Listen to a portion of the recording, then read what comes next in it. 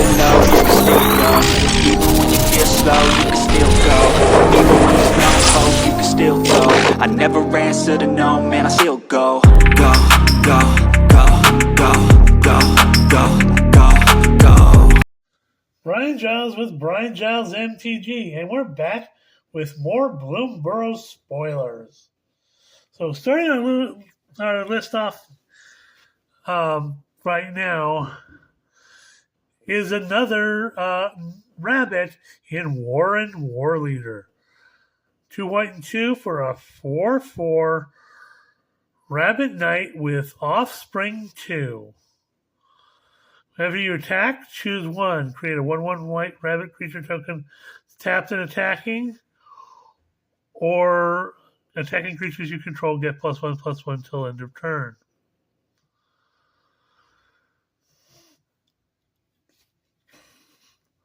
This guy creates buddies. Now, what I explained in my last video about Offspring, I forgot to mention that when you create an Offspring token, it is a copy token. Excuse me. Which means it gets the mana cost, and that mana cost is noted at the bottom of the token card.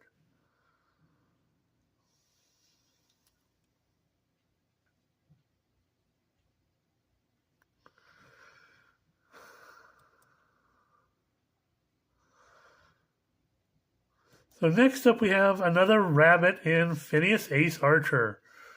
A green and a white for a 2/2 legendary rabbit archer with vigilance and reach. When Phineas Ace Archer attacks, put a +1/+1 counter. Each of the creature you control that's a token or a rabbit. Then if creatures you control have power 10 or greater, you draw a card. Okay.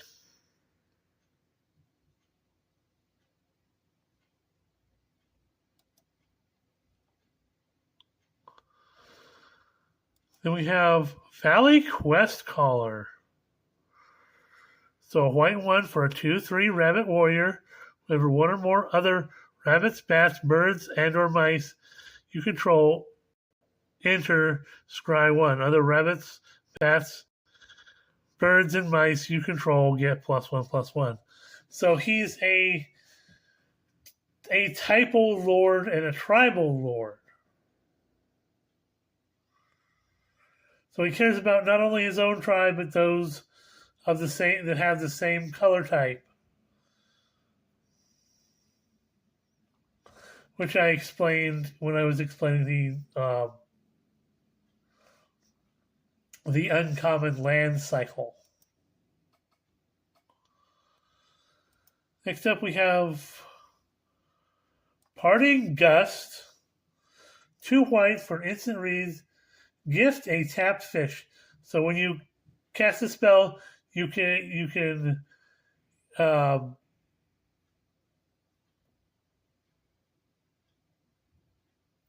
give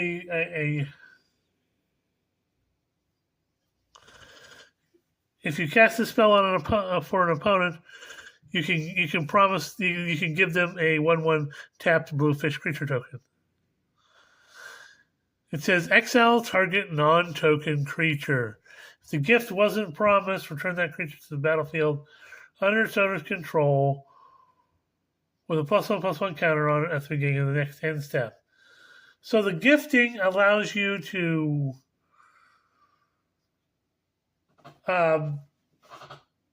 do something to an opponent and then get something back in return. But if you do it to yourself, you get a bonus as well. So hoo-ha.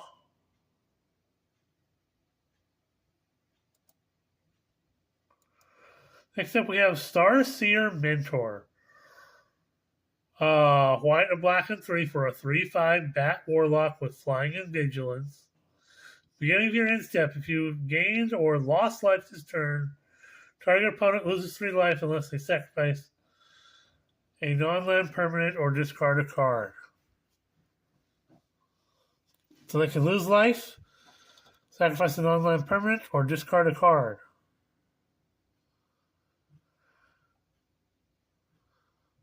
So he's kind of a bit of a bugger.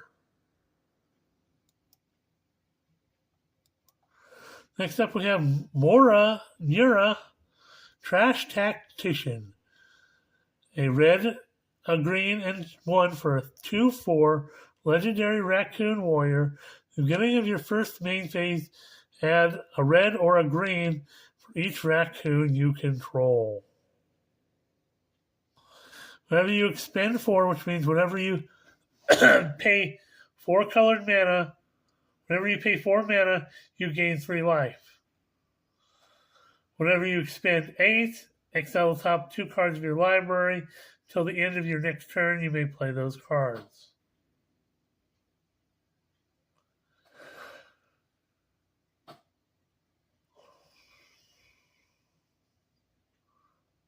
So this guy, he cares about how much mana you're spending.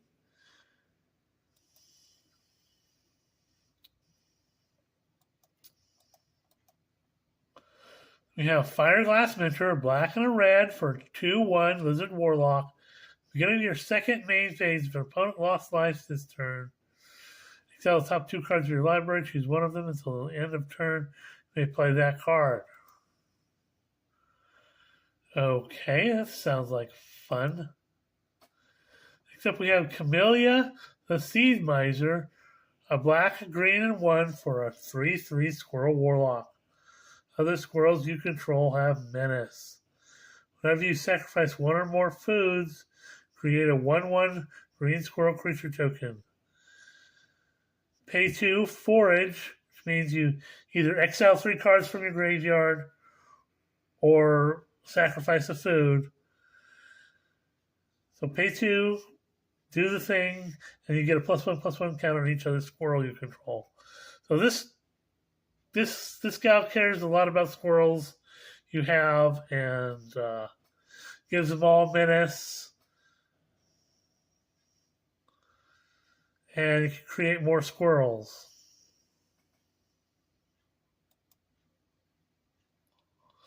Next up, we have Osteomancer Adept. So a black and 1 for a 2/2 Squirrel Warlock with Death Touch. Tap it until end of turn. You may cast creature spells from the graveyard by foraging in addition to paying their other costs.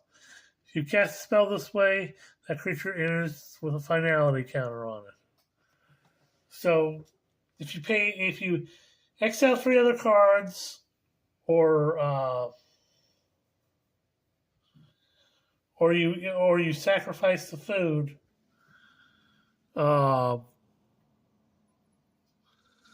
you can cast spells from the graveyard and they come back with finality counter on it.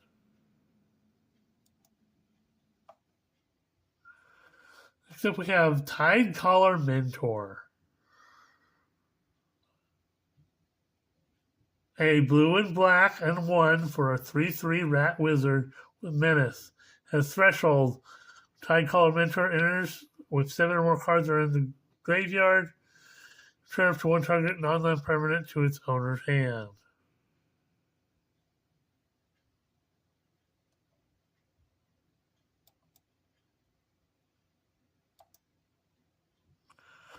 Alright, went back, double clicked. Except we have Alania's Divergent Storm. So a blue, a red, and 3 for a 3/5 legendary otter wizard. Whenever you cast a spell, if it's the first instant spell, the first sorcery spell, or the first otter spell other than Alania, cast this turn, you may have target opponent draw a card. If you do, copy that spell, you can choose new targets for the copy. So this wording was in one of the Mark Rosewater spoilers. The first instant, the first sorcery, the first otter spell. So it's to do this Izzet otter spellcasting deck.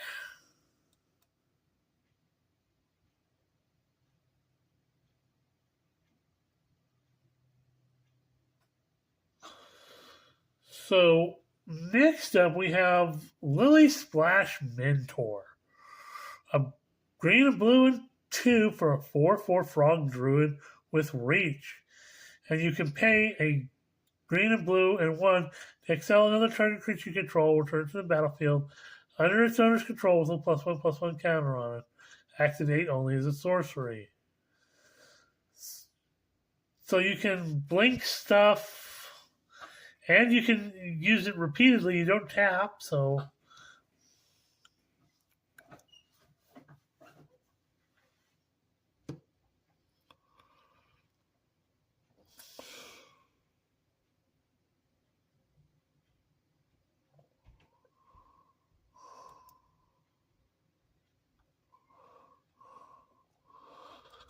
So next up, we have Glarb, Calamity's Augur.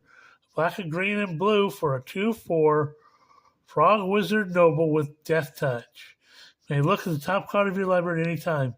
May play lands and cast spells mana value 4 or greater from the top of your library. Tap it to surveil 2.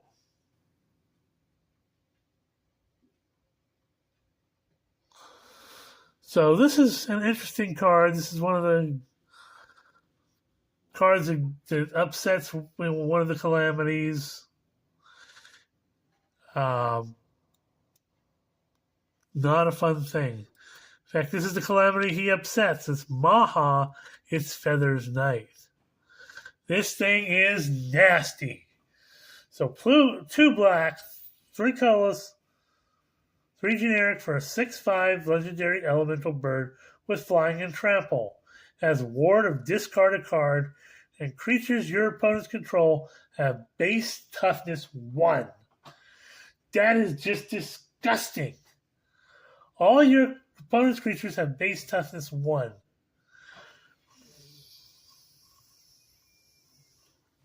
Now imagine you just throw down something, you give -1/-1 to all your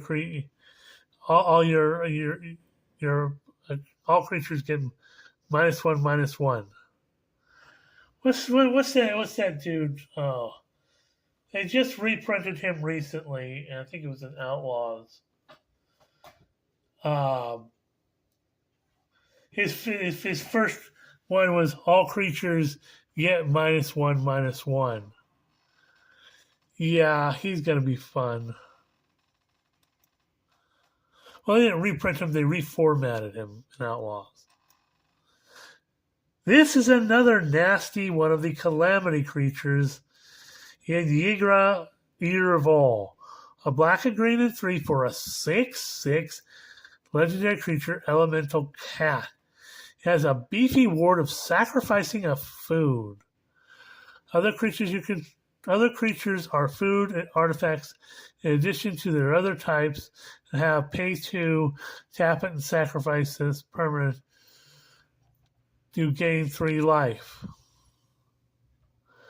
Whenever a food, put it to a graveyard from the battlefield, put 2 +1/+1 counters on Eater of All.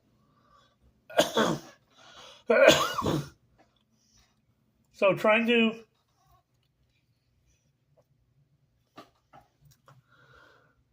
just by trying to counter a spell, he gets bigger. So you've got to put that into account because the ward ability happens before the counter spell resolves. So it goes, you play counter spell, ward ability, you have to sacrifice the food, and then his ability means he gets the 2 +1/+1 counters as soon as that food is sacrificed.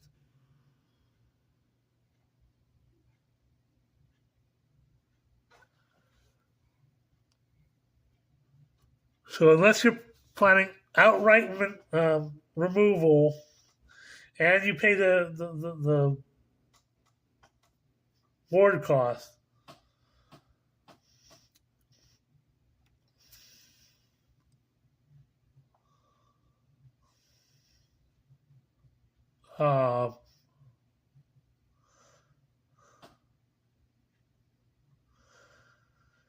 yeah, he's gonna be fun.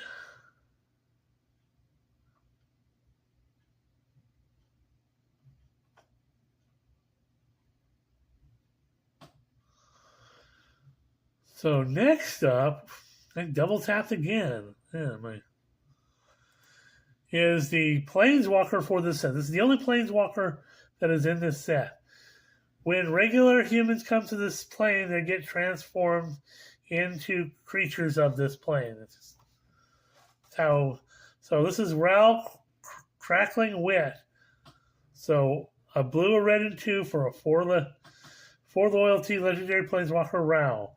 If you cast a non-creature spell, put a loyalty counter on Ral Crackling Wit. Pay 1, create a 1/1 blue and red otter creature token with prowess. So +1 loyalty, plus that was the +1 loyalty. The -3 loyalty is draw 3 cards, and then discard 2 cards. -10 loyalty, draw 3 cards. You get an emblem with instant sorcery spells you cast have Storm. So that sounds like fun.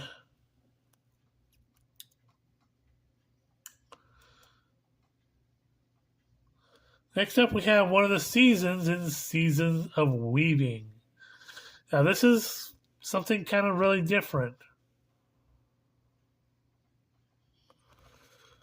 So you pay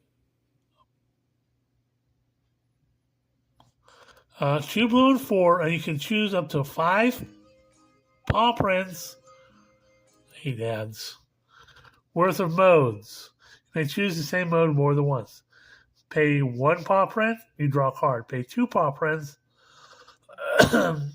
choose target artifact or creature you control, create a token that's a copy of it.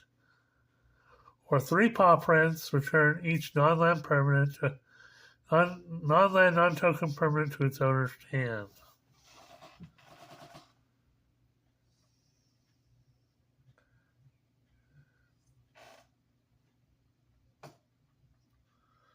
So it does very blue things, and as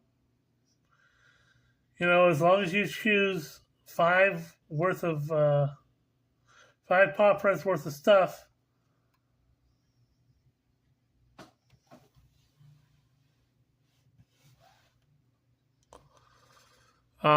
you can do more than one thing.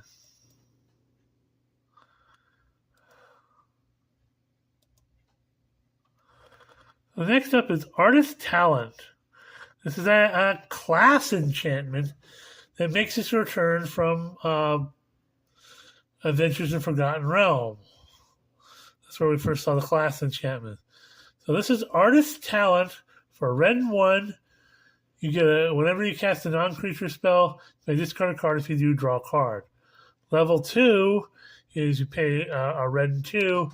Non-creature spells you cast cost 1 less to cast.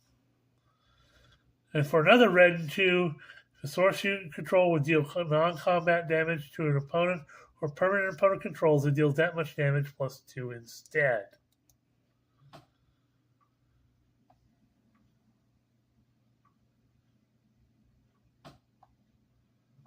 So next up are the 4 face commanders for the commander decks. So this is the trash, the raccoon deck, the trash panda deck. So for you get Bellow Bard of the Brambles for a red, a green, and 1. You get a 3/3 legendary raccoon bard. During each your turn, each non-equipment artifact and non-aura enchantment you control with mana value 4 or greater is a 4/4 elemental creature in addition to its other types and has indestructible haste, and whenever this creature deals combat damage to a player, draw a card. Well, that seems like fun all the way around. So basically, they care about little trinkets and pieces of trash, and you do stuff with it. Next up, we have Zinnia, Valley's Voice. So a blue, red, and white for a 1/3 bird bard, legendary bird bard with flying. With Zinnia Valley's voice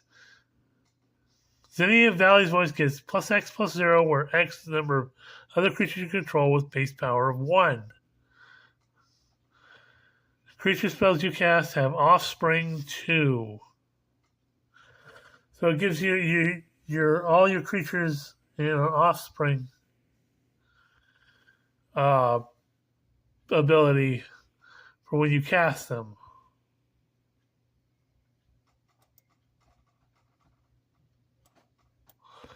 Next up, we have Hazel of the Root Bloom. So, black, a green, and 2 for a 3/5 Squirrel Druid. Tap it and pay 2 life. Tap X number of untapped tokens you control. Add X mana of any combination of colors. So you can tap some untapped tokens and pay 2 life and gain a bunch of mana. Beginning of your end step, create a token that's a copy of target token you control. If that token is a squirrel, instead create 2 tokens that are copies of it.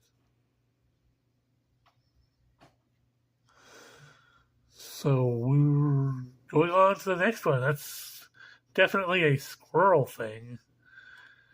And the fourth,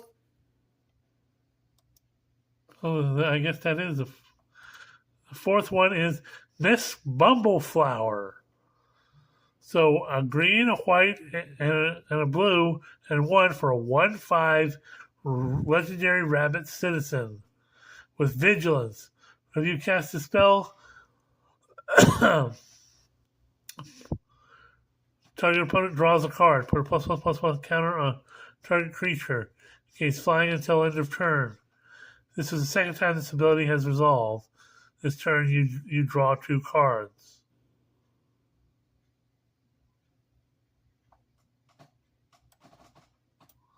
So that's interesting. You get some card draw if you cast a spell.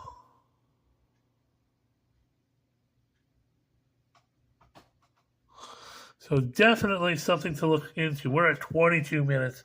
We've got to take a break, and we'll see you on the next video.